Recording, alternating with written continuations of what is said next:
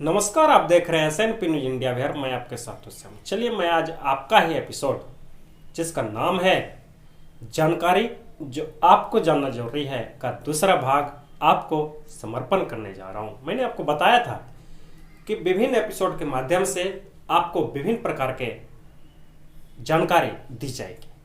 मैंने जिस तरह से एपिसोड का पहला भाग सांपों की दुनिया से शुरुआत किया था, तो मैंने उस क्रम में आपको बताया था कि एपिसोड का कुछ भाग सांपों की दुनिया पर ही केंद्रित रहेगा। चलिए, मैं आज एपिसोड का दूसरा भाग जो आपको समर्पण करने जा रहा हूं, इसमें मैं जिस सांप के बारे में बात करने जा रहा हूं वह है कोबरा। यानी कोबरा का नाम सुनते ही लोगों का दिल धड़क उठता है।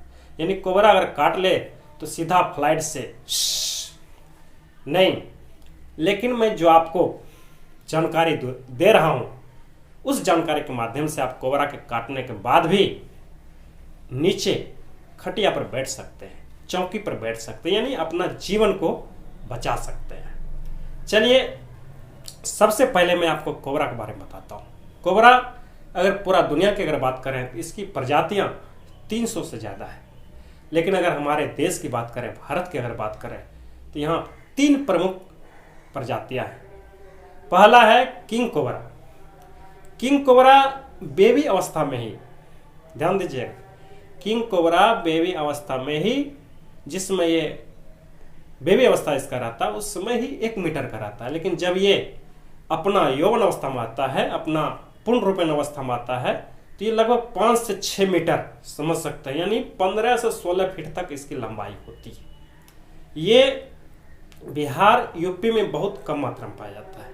ये साउथ इंडिया, आंध्र प्रदेश, उड़ीसा के जंगलों में ज़्यादा पाया जाता है। किंग कोबरा बहुत ही घातक है। अगर इस किसी को काट ले तो बचना मुश्किल है, चूँकि जिसमें ये बाइट करता है तो बहुत ज़्यादा मात्रा में पॉइजन को छोड़ता है। दूसरा अगर बात करें जो हमारे बिहार, झारखंड, यूपी में पाया जाता है बहुत ज़्यादा मात्रा में, वह है एस्पेक्टिकल कोबरा, जिसका पीछे वाला भाग में देखिएगा चश्मा टाइप का। देखिए, मेरा जो इस साइड फोटो है ये एस्पेक्टिकल कोबरा है, और इस साइड जो है ये मोनोकोल्ड कोबरा है, जिसको क्या आप चंद्रनाग कहते हैं। सबसे पहले एस्पेक्टिकल कोबरा के बारे में मैं आपको जो जानकारी दे रहा हूं, ये कोबरा के सभी प्रजातियों में जो जहर पाया जाता है न्यूरोटॉक्सिक पॉइजन पाया जाता है, यानी तंत्रिका जहर, यानी वो जहर जो आपको आपके शरीर के तंत्रिका तंत्र को ही तबाह कर दे। यानी समझ जाइए कि अगर ये सांप काट ले तो आपका जो तंत्रिका तंत्र से जितने अंग संबंधित है, जितने आपका दिमाग से जो शरीर के सभी अंगों का कंट्रोल होता है वो आपका कट जाएगा। चलिए, मैं इसके बारे में आपको बाद में बताता हूं। सबसे पहले जो मैं आपको बता रहा था एस्पेक्टिकल कोबरा, ये भी उतना ही खतरनाक होता है।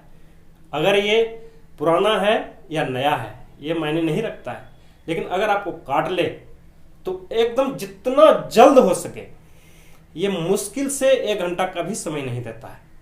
समझ सकते हैं कि अगर आप 1 घंटे के अंदर आपका ट्रीटमेंट शुरू नहीं होता है तो सीधा फ्लाइट से ऊपर, यानी आपको प्रयास करना है। यानी बिना विलंब किए जैसे ही आपको पता चले कि मुझे कोबरा काटा है, एस्पेक्टिकल कोबरा काटा है या किंग कोबरा काटा है, तो तुरंत हॉस्पिटल आपको जाना है और तुरंत ट्रीटमेंट शुरू करवाना है।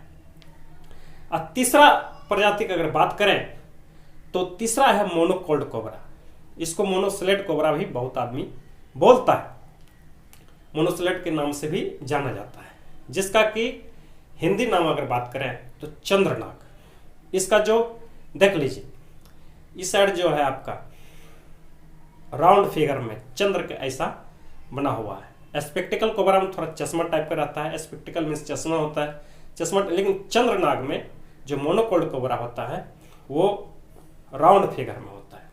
और किंग कोबरा तो आखिर उनके बारे में बात करना ही एक तरह से कहा जाए तो मतलब कि बेकार है। उसको देख के ही आदमी बता देगा कि ये किंग कोबरा, उसकी लंबाई ही इतनी होती है 15 से 16 फीट, यानी देख के आदमी का दिल धड़क जाए।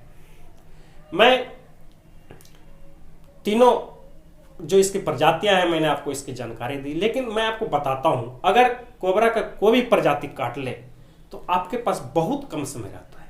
आप जितना जल्द हो सके आप हॉस्पिटल जाइए, ना कि आप झाड़ फूक के चक्कर में रहिएगा तो मारा जाइएगा। याद रखिए ये मेरी बात को, अगर झाड़ फूक के चक्कर में रहिएगा तो मारा जाइएगा। आप जितना जल्द हो सके हॉस्पिटल जाइए। अब अगर इसके लक्षण की बात करें तो कोबरा का जो इसका मुख का स्ट्रक्चर होता है, इसके 2 दांत देख लीजिए, ये जो 2 दांत होता है ना, इस टाइप का होता है, उसका 2 दांत होता है। अगर आपके शरीर में दंश करेगा, सर्पदंश अगर कोबरा के द्वारा होगा तो 2 दांत, 2 निशान रहेगा।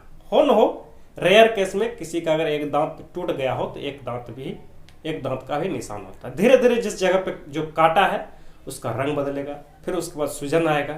पेशेंट वो चाहेगा कि पलक झपके, लेकिन वो पलक नहीं झपक पाएगा। धीरे धीरे उसका जो, यानी समझ जाइए कि ये तंत्रिका जहर, न्यूरोटॉक्सिन जो वेनम होता है, न्यूरोटॉक्सिन जो इसमें जहर होता है, पॉइजन होता है, ये सीधा यानी सीधे तंत्रिका तंत्र पर असर करना शुरू कर देता है। और कुछ ही देर में 1 घंटा का भी आपको टाइम नहीं देता है और आपका दिल और फेफड़ा ये धीरे धीरे काम करना बंद कर देता है।